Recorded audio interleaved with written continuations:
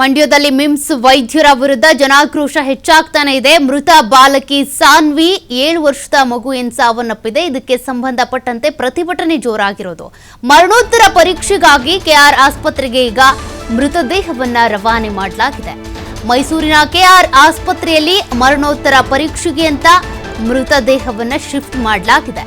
ಮಿಮ್ಸ್ ವೈದ್ಯರ ನಿರ್ಲಕ್ಷ್ಯದ ಬಗ್ಗೆ ಮತ್ತಷ್ಟು ತನಿಖೆ ನಡೆಸಬೇಕು ಅಂತೇಳಿ ಈಗ ಆಕ್ರೋಶ ವ್ಯಕ್ತವಾಗ್ತಾ ಇದೆ. ಯಾವೆಲ್ಲ ವೈದ್ಯರು ಬಾಲಕಿಗೆ ಚಿಕಿತ್ಸೆ ಮಾಡಿದ್ರು, ಚಿಕಿತ್ಸೆಗೆ ಏನೆಲ್ಲ ಔಷಧಿಯನ್ನ ನೀಡಲಾಗಿದೆ ಅದೆಲ್ಲದನ್ನು ಕೂಡ ತಿಳಿಬೇಕು ಅಂದ್ರೆ ಮರಣೋತ್ತರ ಪರೀಕ್ಷೆ ಆಗಬೇಕು. ಸಾವಿಗೆ ಕಾರಣ ಏನು ಅನ್ನೋದು ಕೂಡ ಗೊತ್ತಾಗಬೇಕಲ್ಲ.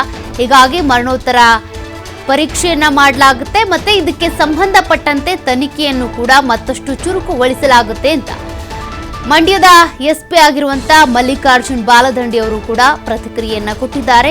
7 ವರ್ಷದ ಸಾನ್ವಿ ಸಾವನ್ನಪ್ಪಿರುವಂತಹ ಪ್ರಕರಣಕ್ಕೆ ಸಂಬಂಧಪಟ್ಟಂತೆ ಈಗಾಗಲೇ ಮಿಮ್ಸ್ ಆಸ್ಪತ್ರೆಯ ವಿರುದ್ಧ ಆ ವೈದ್ಯರ ನಿರ್ಲಕ್ಷ್ಯದ ವಿರುದ್ಧ ಪ್ರತಿಭಟನೆಗಳು ನಡೀತಾ ಇದೆ. ಅಷ್ಟೇ ಅಲ್ಲ, ಮಗುವಿನ ಸಾವಿಗೆ ನ್ಯಾಯ ಸಿಗಲೇಬೇಕು ಅಂತ. ಮಗುವಿನ ಪಾದದ ಮೇಲೆ ಟೈಲ್ಸ್ ಬಿದ್ದಿತ್ತು, ಮೂಳೆ ಮುರಿತ ಆಗಿತ್ತು, ಹೀಗಾಗಿ ಆಪರೇಷನ್ ಮಾಡಿದ್ರು. ಅದನಂತರ ಮಗುವಿನ ಆರೋಗ್ಯದಲ್ಲಿ ಏರುಪೇರಾಯಿತು ಅನ್ನುವಂಥ ಕಾರಣಕ್ಕೆ ಮಗುವನ್ನ ICUಗೆ ಶಿಫ್ಟ್ ಮಾಡಲಾಯಿತು. ಮತ್ತೆ ಟ್ರೀಟ್ಮೆಂಟ್ ಸ್ಟಾರ್ಟ್ ಮಾಡಿದ್ರು. ಬಟ್ ಇದ್ದಕ್ಕಿದ್ದಂತೆ ಮಗು ಪ್ರಜ್ಞಾಹೀನಳಾಗಿ ತದನಂತರ ಮೃತಪಟ್ಟಿರೋದು. ಹೀಗಾಗಿ ಏನು ಔಷಧಿ ಕೊಟ್ಟಿದ್ರಿ, ಮೆಡಿಕಲ್ ಸ್ಟೂಡೆಂಟ್ಸ್ ಇಂದ ನೀವು ಟ್ರೀಟ್ಮೆಂಟ್ ಕೊಡಿಸಿದ್ದು ಎಷ್ಟು ಸರಿ, ಇದೆಲ್ಲವೂ ಕೂಡ ಪ್ರಶ್ನೆ ಇದೆ. ಆ ಮಗುವಿನ ಜೀವದ ಜೊತೆ ಆಟ ಆಡಿದ್ದಾರೆ. ಹಾಗಾಗಿ ಏನು ಔಷಧಿ ಕೊಟ್ಟಿದ್ರು, ಏನು ರಿಯಾಕ್ಷನ್ ಆಗಿದೆ, ಯಾತಕ್ಕಾಗಿ ಮಗು ಸಾವನ್ನಪ್ಪಿದ್ದು, ಅವ್ರು ಮಾಡಿದಂಥ ಆಪರೇಷನ್ ಸಕ್ಸಸ್ ಆಗಿರಲಿಲ್ವಾ, ಅದೆಲ್ಲವೂ ಕೂಡ ತನಿಖೆಯ ನಂತರ ಗೊತ್ತಾಗಬೇಕಿದೆ. ಇದಕ್ಕೆ ಸಂಬಂಧಪಟ್ಟಂತೆ SP ಮಲ್ಲಿಕಾರ್ಜುನ್ ಬಾಲದಂಡಿ ಅವರು ಕೂಡ ಪ್ರತಿಕ್ರಿಯೆ ಕೊಟ್ಟಿದ್ದಾರೆ. ತನಿಖೆ ಒಂದ್ ಕಡೆ ನಡೀತಾ ಇದೆ, ಮತ್ತೊಂದು ಕಡೆ ಮೃತದೇಹವನ್ನ ಮರಣೋತ್ತರ ಪರೀಕ್ಷೆಗೆ ಕಳುಹಿಸಲಾಗಿದೆ. ಯಾರು ಮನೆ ಇದ್ದಾರೆ ಅಂತವ್ರ ಮೇಲೆ ಸೂಕ್ತ ಕ್ರಮ ತೆಗೆದುಕೊಳ್ಳಲಿಕ್ಕೆ ಆಗ್ತದೆ. ಹೀಗಾಗಿ ತಾವು ಏನೋ ಒಂದು ಸಾವಾಗಿದೆ, ಅದಕ್ಕೆ ತಾವು ನ್ಯಾಯ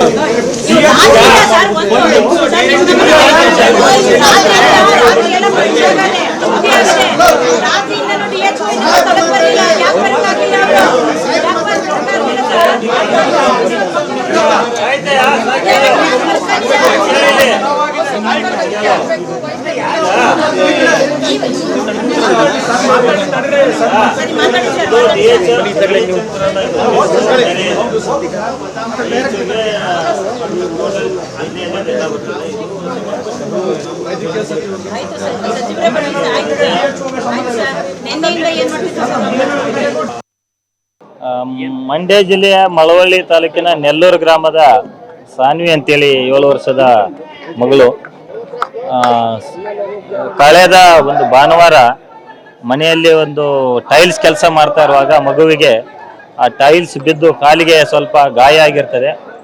ಅದಾದ ನಂತರದಲ್ಲಿ ಆ ಮಗುವನ್ನ ಮಳವಳ್ಳಿ ಆಸ್ಪತ್ರೆಗೆ ತೋರಿಸಿರ್ತಾರೆ. ಅಲ್ಲಿ ಟ್ರೀಟ್ಮೆಂಟ್ ತಗೊಂಡ್ರು ಸಹಿತ ಕಮ್ಮಿ ಆಗಲಿಲ್ಲ ಅಂತೇಳಿ ಕಳೆದ ಗುರುವಾರ ಇಲ್ಲಿ ಮಿಮ್ಸ್ ಆಸ್ಪತ್ರೆಗೆ ಆ ಮಗುವನ್ನ ಹೆಚ್ಚಿನ ಚಿಕಿತ್ಸೆಗೆ ದಾಖಲು ಮಾಡಿರ್ತಾರೆ. ಆವತ್ತೇ ಆ ಮಗುವಿಗೆ ಒಂದು ಸರ್ಜರಿ ಮಾಡಿ ನಂತರ ವಿವಿಧ ಟ್ರೀಟ್ಮೆಂಟ್ ಅನ್ನ ಕೊಡ್ತಾ ಇರ್ತಾರೆ. ಈ ಒಂದು ಸಂದರ್ಭದಲ್ಲಿ ನಿನ್ನೆ ಮಗುವಿಗೆ ಸ್ವಲ್ಪ ಸೀರಿಯಸ್ ಆಗಿ ಸಂಜೆ ಹೊತ್ತು ICUಗೆ ಶಿಫ್ಟ್ ಮಾಡಿ ಅಲ್ಲಿ ರಾತ್ರಿ ಹೊತ್ತು ಮಗುವಿಗೆ ಒಂದು ಸಾವಾಗಿದೆ. ಈ ಒಂದು ಸಂಬಂಧಪಟ್ಟಂತೆ ಪೋಷಕರು ಈ ಮಗುವಿಗೆ ವೈದ್ಯರ ಒಂದು ನಿರ್ಲಕ್ಷ್ಯದಿಂದ ಒಂದು ಸಾವಾಗಿದೆ, ಸರಿಯಾದ ರೀತಿಯಿಂದ ಚಿಕಿತ್ಸೆ ಕೊಟ್ಟಿಲ್ಲ, ಸ್ಪಂದನೆ ಮಾಡಿಲ್ಲ. ಹೀಗಾಗಿ ನಮಗೆ ಅವರ ಮೇಲೆ ಒಂದು ದೂರು ಇದೆ ಅಂತೇಳಿ ನಿನ್ನೆ ರಾತ್ರಿ ಸಹಿತ ಪೋಷಕರು ನಮಗೆ ತಿಳಿಸಿದ್ರು. ಮತ್ತು ಇವತ್ತು ಬೆಳಿಗ್ಗೆ ಸಹಿತ ಹಲವಾರು ಸಂಘಟನೆಯವರು ಸಹಿತ ಮತ್ತು ಮಗುವಿನ ಪೋಷಕರು ಎಲ್ಲ ಸೇರಿ ಈ ಒಂದು ಮಿಮ್ಸ್ ಕಚೇರಿ ಮುಂದೆ ಪ್ರತಿಭಟನೆ ಸಹಿತ ಮಾಡಿದರು.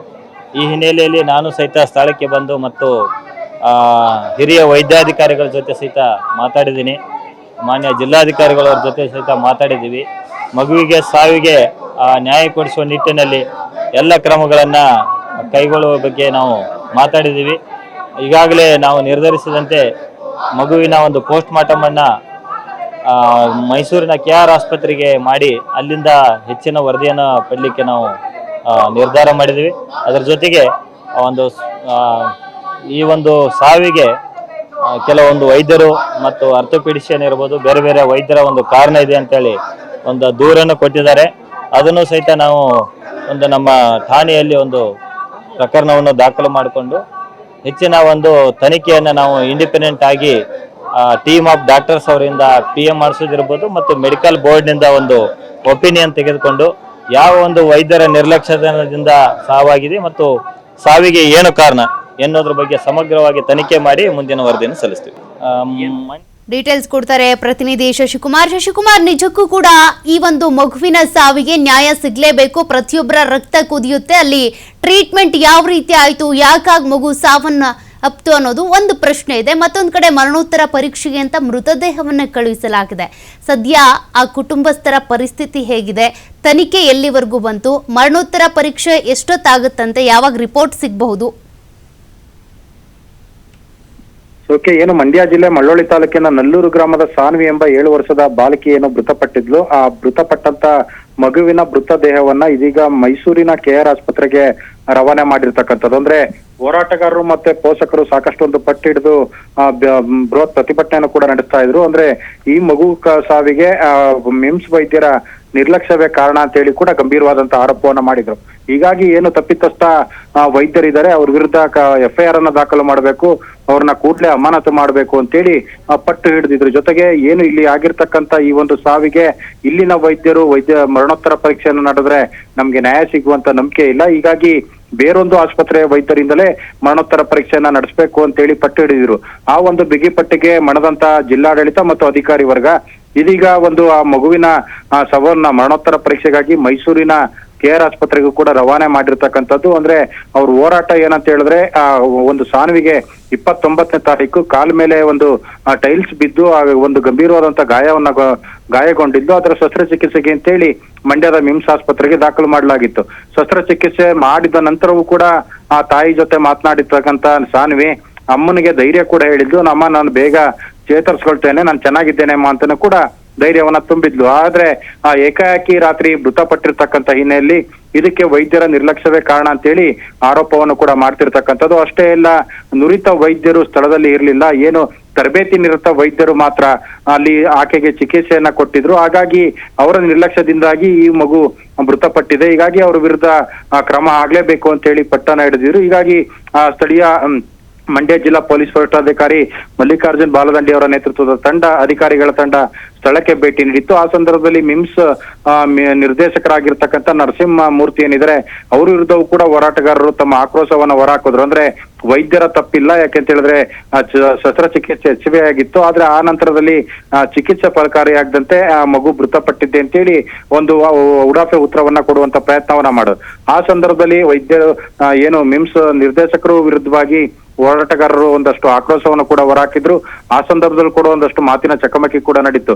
ಈ ಸಂದರ್ಭದಲ್ಲಿ ಏನು ಹೋರಾಟಗಾರರು ಮತ್ತೆ ಪೋಷಕರನ್ನ ಮನವೊಲಿಸುವಂತ ಹರಸಾಹಸ ಪಡ್ಲಿಕ್ಕೆ ಸಾಕಷ್ಟು ಹರಸಾಹಸನ ಪಟ್ಟರು ಕೂಡ ಆ ಪ್ರಯತ್ನ ಯಶಸ್ವಿ ಆಗ್ಲಿಲ್ಲ. ಹೀಗಾಗಿ ಏನು SP ಮಲ್ಲಿಕಾರ್ಜುನ್ ಬಾಲದಂಡಿ ಅವರೇ ಸ್ವತಃ ಏನು ಮೈಸೂರಿಗೆ ಮೃತ ಬಾಲಕಿಯನ್ನ ಮರಣೋತ್ತರ ಪರೀಕ್ಷೆಗಾಗಿ ಕೊಂಡೋಗ್ತೇವೆ, ಜೊತೆಗೆ ಅಲ್ಲಿ ಬಂದಂತ ವರದಿಯನ್ನ ಆಧರಿಸಿ ತಪ್ಪಿತಸ್ಥ ವೈದ್ಯರು ಯಾರು ಇದ್ದಾರೆ ಅವ್ರ ವಿರುದ್ಧ ಕ್ರಮವನ್ನ ಕೈಗೊಳ್ತೇವೆ, ಸರ್ಕಾರಕ್ಕೂ ಕೂಡ ಈ ಬಗ್ಗೆ ವರದಿಯನ್ನ ಸಲ್ಲಿಸ್ತೇವೆ, ಜೊತೆಗೆ ಆ ಮೃತ ಬಾಲಕಿ ಕುಟುಂಬಕ್ಕೆ ಕೊಡಬೇಕಾದಂತ ಪರಿಹಾರವನ್ನು ಕೂಡ ಕೊಡಿಸುವಂತ ಒಂದು ಪ್ರಯತ್ನವನ್ನ ಮಾಡ್ತೇವೆ ಅನ್ನೋ ಭರವಸೆನ ಕೂಡ ಕೊಟ್ಟಿರ್ತಕ್ಕಂಥದ್ದು. ಆದ್ರೆ ಏನು ಆಕೆಯ ಪೋಷಕರ ಆಕ್ರಂದನ ಮುಗಿಲು ಮುಟ್ಟಿರ್ತಕ್ಕಂಥದ್ದು. ಏನು ಇಂತಹ ಘಟನೆಗಳು ಮಂಡ್ಯದ ಮಿಮ್ಸ್ ಆಸ್ಪತ್ರೆಯಲ್ಲಿ ನಿರಂತರವಾಗಿ ಆಗಿಂದಾಗೆ ಆಗ್ತಿದ್ದಾವೆ. ಹೀಗಾಗಿ ಇಲ್ಲಿನ ಆಸ್ಪತ್ರೆಯ ವೈದ್ಯರು ಸಂಪೂರ್ಣ ನಿರ್ಲಕ್ಷ್ಯನ ವಹಿಸ್ತಾರೆ. ನಾವು ಆರೋಗ್ಯವನ್ನ ಉಳಿಸ್ಕೊಳ್ಬೇಕು, ಆರೋಗ್ಯವನ್ನ ಕಾಪಾಡ್ಕೊಳ್ಬೇಕು ಅಂತೇಳಿ ಆಸ್ಪತ್ರೆಗೆ ಬರ್ತೇವೆ. ಆದ್ರೆ ಇಲ್ಲಿನ ವೈದ್ಯರ ನಿರ್ಲಕ್ಷ್ಯದಿಂದಾಗಿ ನಮ್ಮ ಜೀವಕ್ಕೆ ಕುತ್ತು ಬರ್ತಕ್ಕಂತ ಘಟನೆಗಳು ಆಗಿಂದಾಗೆ ಮರುಕಳಿಸಿದಾವೆ. ಹೀಗಾಗಿ ಈ ವೈದ್ಯರ ವಿರುದ್ಧವಾಗಿ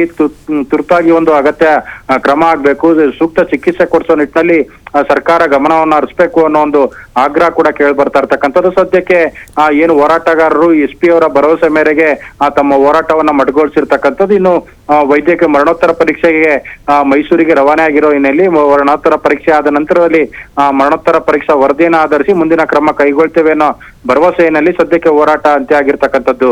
ಸೌಖ್ಯ. Okay, thank you Shashikumar ಡೀಟೇಲ್ಸ್ಗೆ.